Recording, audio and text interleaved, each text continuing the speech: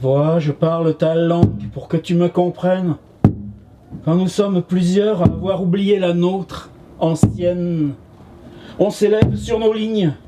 Nos femmes sont plus fortes que les tiennes. Elles ont 100 000 ans de résistance dans le profond de leurs veines. Tu les arrêtes, tu les embarques, mais tu verras jamais, elles ne s'étreignent. Elles marcheront encore aussi longtemps qu'elles s'en souviennent que leurs pères et leurs mères ont déjà tracé nos pas là où l'on règne. C'est une identité qui se forge à chaque pas et chaque scène. Redonne-moi mon histoire, que je te l'enseigne. Les terres que tu auscultes, je n'ai pas le choix de les faire miennes, moi qui leur appartenais sans jamais dire qu'elles m'appartiennent, simplement pour se souvenir, cette route n'est pas humaine, celle que tu construis, ne serait-ce pas celle de ta haine.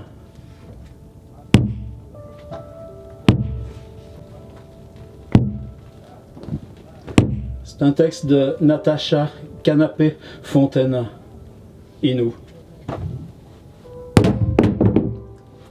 J'inaugure notre scène de la semaine. Lever du jour à Natashquan. Ceux qui sont venus là, comme placer un bateau devant la mer et la maison dans le bateau. La terre, comme si elle naviguait encore.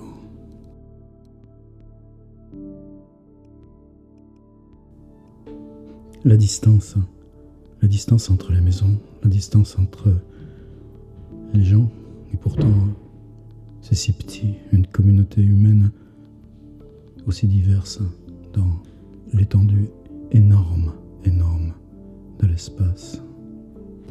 On m'a logé au presbytère, il n'y a pas de prêtre, il vient une fois de temps en temps, mais ça sert de logement, il y a 4 chambres numérotées 1, 2, 3, 4 pour les instituteurs à l'école juste à côté. On le découvrira petit à petit si je tiens le journal une petite vidéo par jour, juste à mesure que j'avance, moi aussi, dans la complexité. La rivière Natashquan. Combien hier j'en ai traversé de rivières dans les 6 heures de route depuis cette île.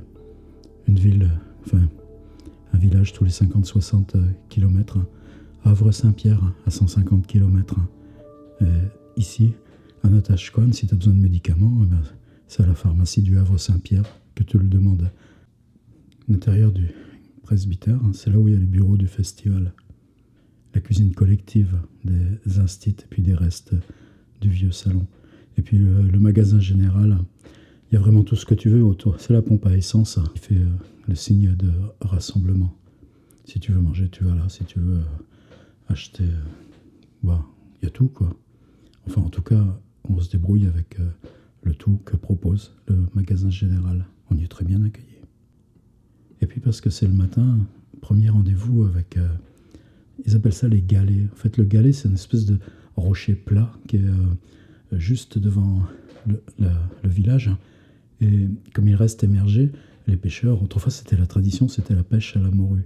C'est là qu'ils ont installé ces cabanes parce qu'il y avait leurs filets, leurs agrès, et puis c'est là qu'ils dépeçaient, salaient. Donc c'était le galet atelier. Je crois qu'il y avait 30 ou 40 de ces petites cabanes. Maintenant, évidemment, elles sont juste là pour le décor. La pêche, c'est fini.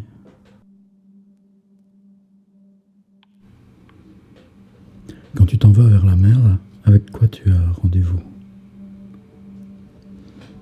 Rendez-vous avec comment ici, ça contemple ce qui, bien sûr, depuis longtemps n'est plus un fleuve. Ou est-ce que tu regardes le même bord comme toi, de l'autre côté de l'horizon enfant, depuis ton bord de mer à toi, tu savais qu'il y avait quelque part un autre rivage. Est-ce que tu penses aux types qui ont franchi tout cet espace pour venir s'installer là, venir trouver quoi, sinon la peine, misère, hostile, largement autant que ce qu'ils avaient laissé derrière. Est-ce que pour certains d'entre nous, il n'y a pas en chaque mer ou chaque rive qu'on rencontre le sentiment qu'on appartient à la mer ? Et Puis le camp, ça va être notre travail, à Jean-Louis, ici, cette semaine. Eux, ils installent. Les jeunes qu'on accueille, ils dormiront sur place. C'est-à-dire la structure traditionnelle, par terre, des branches de sapin et même un petit poêle au cas où la nuit soit froide. Et puis ça, ce sera l'espace de travail, la grande tente, une petite estrade. Et ça sera bien pour les lectures. Il y aura des ateliers aussi de musique, tambour, des ateliers de contes. Nous, ce sera le matin avec l'écriture.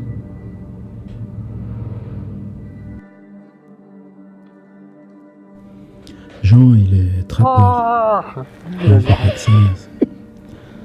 Ça vous peut choquer au départ.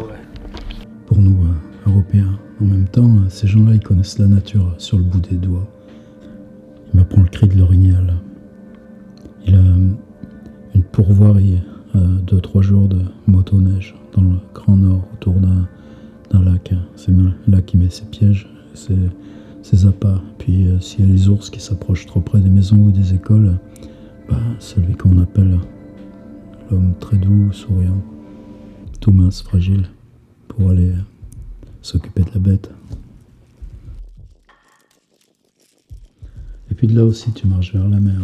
Le camp, il est pile au milieu, entre Natashquan, avec ses 200 habitants, moyenne d'âge 65 ans. L'aîné, c'est Gilles Vigneault, 90. Et puis un peu plus loin, nous, Tashquan, la réserve Inou. Là, ils sont 2000 et les rues sont pas goudronnées. C'est bien ça l'enjeu de la rencontre et du travail ensemble.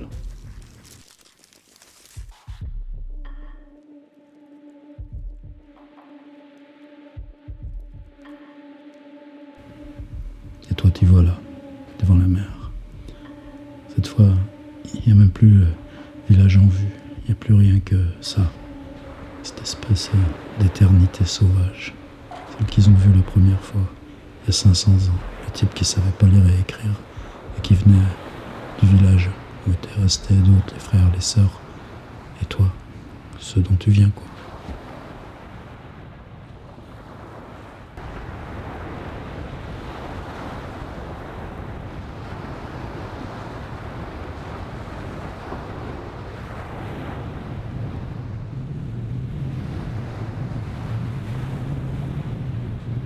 Si vous voulez bien, on va faire comme ça, une quête tranquille tous les jours, un petit point. Et puis moi je garde toutes les images pour bosser après sur quelque chose de beaucoup plus construit dans ma tête.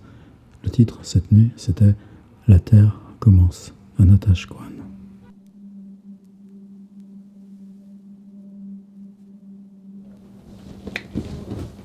Chitisinat.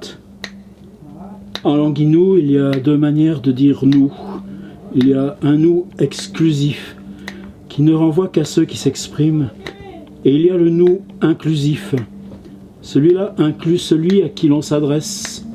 Il invite au partage, à la communion, et il n'y a pas de barrière dans ce nous-là. C'est une main tendue qui invite l'autre à faire partie du nous. Chitisinissat. C'est donc de ça dont il s'agit. Notre territoire à nous, toi et moi. Lorsque mes ancêtres ont rencontré les Européens, il y a plus de 400 ans, c'est sans doute ce nous-là qu'ils ont choisi. Puisque ces nouveaux arrivants ont appris nos langues maternelles, nos manières de vivre, ont épousé nos filles, sont devenus coureurs des bois. Une fois encore, nous devons choisir ce nous. Le territoire réclame que nous le protégions. Les fracas journaliers que nous lui imposons, il ne peut plus les supporter. Nous devons choisir ensemble d'être soucieux de l'avenir de la terre, de la survie des bêtes, de la richesse des forêts, pour notre bien-être, pour celui de nos enfants, pour toujours conserver l'audace de nos ancêtres, ceux qui ont habité le territoire d'un bout à l'autre du pays, ceux qui ont tracé notre chemin. Naomi Fontaine. C'est avec Naomi que je vais travailler ici pendant une semaine sous cette construction Inou montée pour l'occasion. Eux, ils dormiront là dans les tentes avec ces branches de sapin à terre. Ce contact avec le sol, moi je le joue presbytère. Je sais pas ce qui va se passer, sauf que les questions elles assaillent, les questions elles vous prennent par le dos. On vient pas avec une volonté d'expliquer, une volonté d'enseigner, ni même de transmettre. On est là pour apprendre de ceux qui transmettent. On est là pour construire ensemble, d'être capable d'apprendre de ceux qui transmettent. Ici, je sais que j'ai aussi ma place. Pourquoi ? Parce que justement, il y a plus de 400 ans, 500 ans, ceux qui traversaient depuis Olonne, là où s'embarque Rabelais, il n'y avait pas encore de navigation. On naviguait simplement en gardant fixe la position des étoiles, c'est-à-dire qu'on traversait droit en suivant toujours la même latitude. Et c'est pour ça qu'ici, on entend, moi j'entends la langue que j'entendais encore dans ces poches en Vendée quand j'étais enfant. Qu'est-ce qui les poussait à traverser? Qu'est-ce qui se passait quand on découvrait cet autre rivage? Et cet autre rivage qui ressemble tellement, qui ressemble en tant au nôtre, le même sable, les mêmes bois flottés.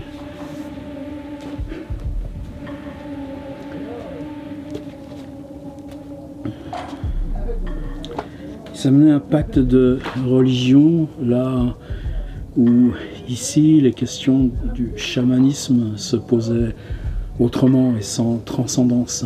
Ils amenaient des armes et par cette seule force aussi de commerce. Il y a toujours des postes de traite. C'est même curieux parce qu'on voit des lieux où sont restées des maisons qui étaient là comme une toute petite poche sur la place de l'ancien poste de traite. Et ils ont imposé le concept de propriété.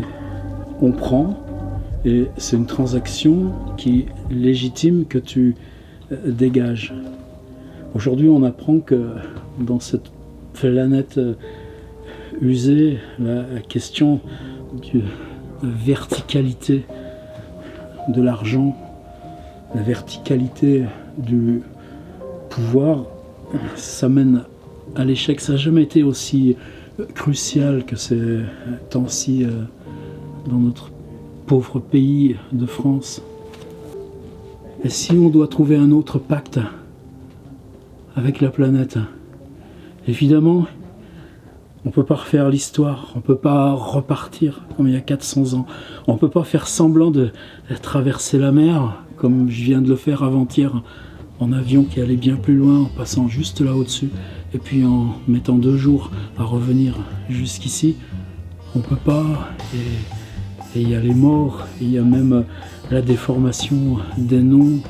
Et pourtant, dans ces questions de langue, dans ces partages, il y a encore à rouvrir, il y a encore à apprendre. Est-ce qu'il est encore temps de le faire? Est-ce que le faire à notre toute petite échelle, là, sous ces ciels qui n'ont pas bougé depuis 500 ans, et depuis des millénaires datant de bien au-delà, pour ceux qui vont être ici, sur les bancs de bois? Qu'est-ce qu'on a à apprendre ensemble dans tout ce qui nous sépare et qu'on ne peut pas chambouler? Ça commence demain matin.